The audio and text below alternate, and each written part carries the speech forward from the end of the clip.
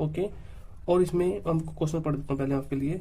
In the given figure 1 and second D parallel है BC के, find EC in 1 and AD in 2 में।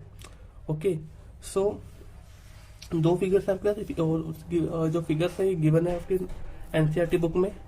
ठीक है, सो आपने ये देखना है, ये आपके ट्राइंगल है। सो आप पहले इस वाली फिगर को सॉल्व करते हैं, क्योंकि फर्स्ट फिगर में सॉल्व करते हैं तो आप लिखना है इन ट्राइंगल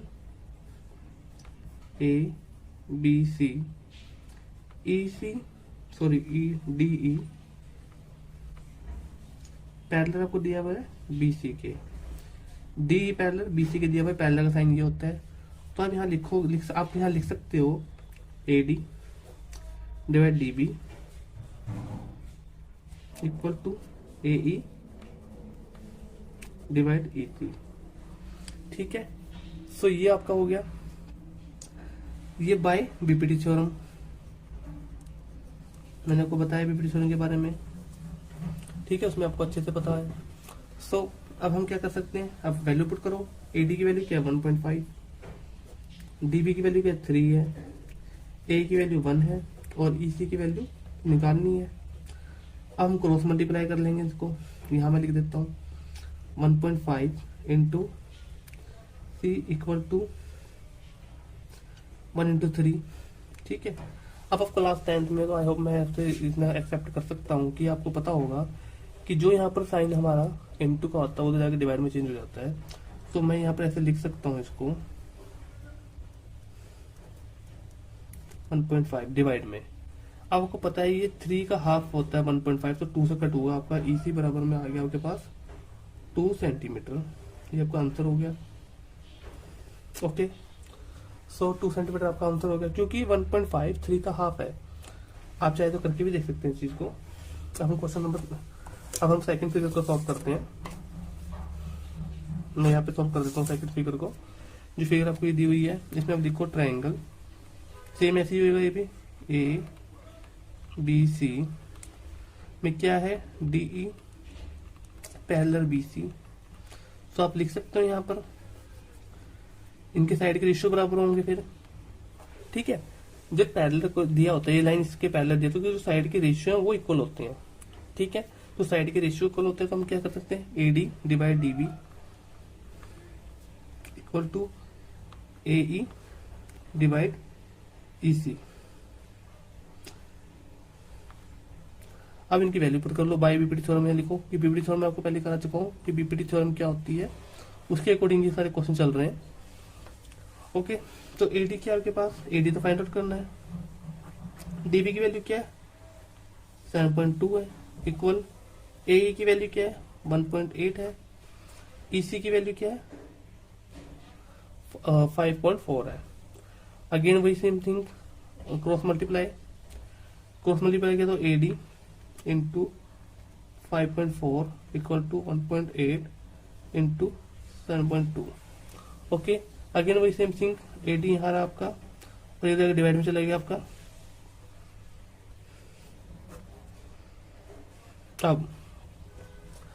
अब इसको आप इसको डिवाइड करो, जब अब मैं इसको इससे डिवाइड करूंगा तो मेरे पास आएगा 3, और जब मैं 3 से इसको डिवाइड करूँ तो मेरे पास आएगा 2.4। तो एडी आपका क्या आ जाएगा 2.4।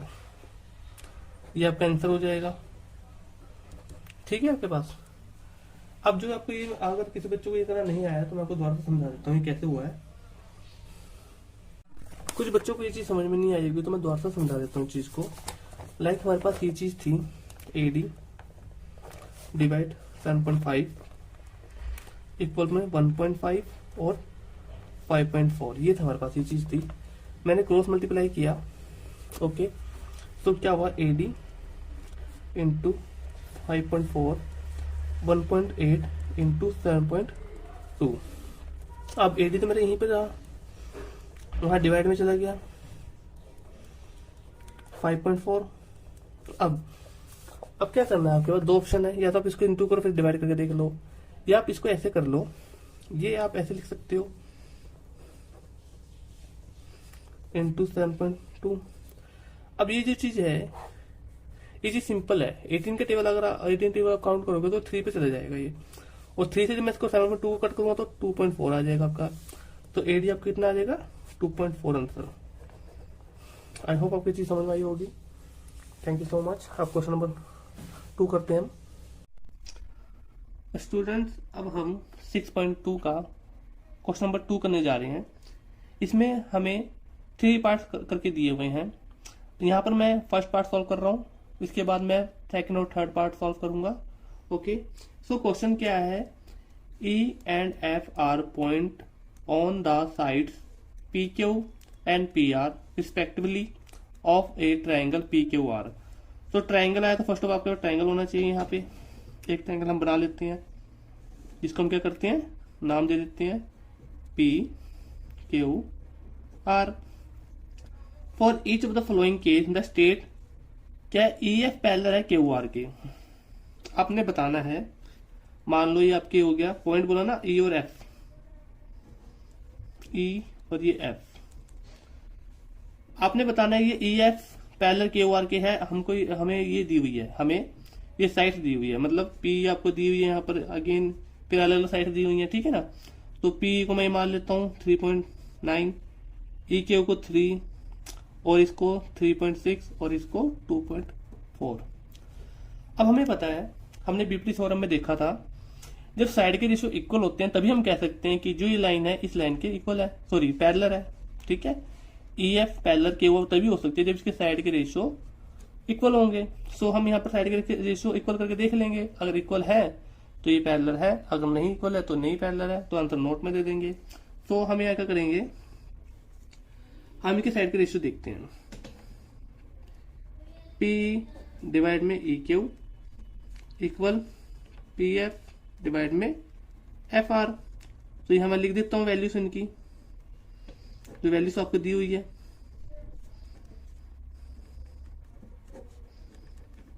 अब मोस्ट ऑफ बच्चों को ये लगता है कि पॉइंट वाला आ गया, तो उससे बहुत से बच्चे पॉइंट वालों को देख के बहुत मतलब उनको करना ही नहीं आता पॉइंट वाला कैसे सॉल्व करना है, बट ये बहुत इजी होता है। इसको हम डायरेक्ट कर सकते हैं 1 और यहाँ पर 3 आ जाएगा आपका। ओके, 1.3 आंसर आ जाएगा। मैं बोलता हूँ ये पॉइंट है ही नहीं, इसको आप 24 बोलो, उसको 36 बोलो। तो 2 के टेबल से अगर हम कट, सॉरी 12 के टेबल से अगर हम कट करें तो कितने पे जाएगा, 3/2 जाएगा। ओके, और जब मैं इसको भी कट करता हूँ तो कितना आएगा, 1/5 आएगा। तो 1/3 इक्वल है 1/5 के, तो ये नॉट इक्वल हुआ। तो इसका आंसर आया यहाँ पर EF नॉट पैरेलल आपका QR। लिख दो नॉट पैरेलल, ठीक है, पैरेलल नहीं है, ये साइन ऐसे मार लो, नहीं पैरेलल है, ठीक है। मैं आपके लिए लिख देता हूँ नॉट पैरेलल, ये लिख सकते हो आप। अब आपको ये होगा कि क्वेश्चन सॉल्व कैसे हुआ, मीन्स आपके ऐसे था ये। अगर मुझे सॉल्व करना है तो मैं ये तो करूंगा कि नीचे पॉइंट हटाऊंगा 10 लगाऊंगा, फिर नीचे पॉइंट हटाऊंगा 10 लगाऊंगा, फिर कोई ऐसी कोई करूंगा ऐसे में। यही तो करते थे आप, 0 से 0 कट, 10 से 10 कट, फिर आपका ये आ जाएगा। तो मैंने बोला कि इस पॉइंट के यहाँ 1 डिजिट है और इस पॉइंट के यहाँ 1 डिजिट है, तो उसको आप डायरेक्ट मान लो ना, क्योंकि ये तो करना है फिर बाद में हमको, हमें बाद में ये तो करना है ना। तो 24 और 36 मैंने डायरेक्ट मान लिया और 12 के टेबल से कट कर दिया। और जब 3/2 आया तो 3 का हाफ 1.5 होता है, वो मैंने लिख दिया। ये दोनों सेम नहीं आए तो नॉट पैरेलल, तो ये पैरेलल नहीं है। फर्स्ट वाला पार्ट आपका सॉल्व हो चुका है, ठीक है। अब हम सेकंड पार्ट सॉल्व करते हैं। अब हमें सेकंड पार्ट में ये दिया हुआ है, P equal to 4 centimetre, EQ equal to 4.5 centimetre, PF equal to 8 centimetre और RF equal to 9 centimetre. EF parallel QR है या नहीं ये पता करना है। तो अगेन वही हम एक ट्रायंगल बना लेते हैं, ठीक है। एग्जाम में बार बार बनाने की जरूरत नहीं है, एग्जाम में तो एक बार बना लेना आप, ये तो मैं समझाने के लिए आपको बता रहा हूँ। PQR, यहाँ पर ये है E और F, ठीक है। अब आप देखो आपको दिया हुआ है, आप अगेन वो चीज लिख लो, PE divide QE equal to PF divide RF। अगर इनकी साइड के रेशियो इक्वल आ जाते हैं तो हम कह सकते हैं कि हाँ EF पैरेलल है QR के, ये चीज हम कह सकते हैं। अगर साइड के रेशियो इक्वल आ जाए तो हम चेक कर लेंगे हैं। ओके, यहाँ पर ये है 8 और 9, यहाँ पर ये आपके पास।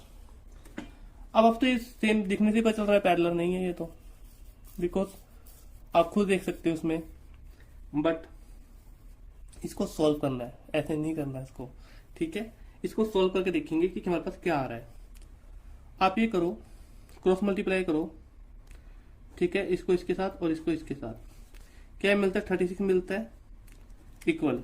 जब मैं इसको इसके साथ करूंगा तो मुझे क्या मिलेगा 36 मिलेगा, और सबके नीचे 1 होता है, नीचे 1 होता है, तो इसके साइड के रेशियो इक्वल हो चुके हैं, तो ये क्या है पैरेलल है,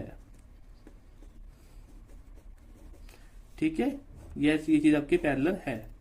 आप यहाँ पे कह सकते हो ये पैरेलल है QR, ये आपका आंसर यस में आएगा। आई होप आपको समझ में आई होगी ये बात। क्रॉस मल्टीप्लाई करके देखा हमने यहाँ पर, जैसे लास्ट वीडियो में किया था, वो मैंने वहां पर क्रॉस मल्टीप्लाई इसीलिए किया था आपको समझाने के लिए, क्योंकि नेक्स्ट क्वेश्चन में जरूरत पड़ सकती है। Thank you so much. अब हमने प्रूफ कर दिया यहाँ पे EF पैरेलल है QR के, ठीक है। यस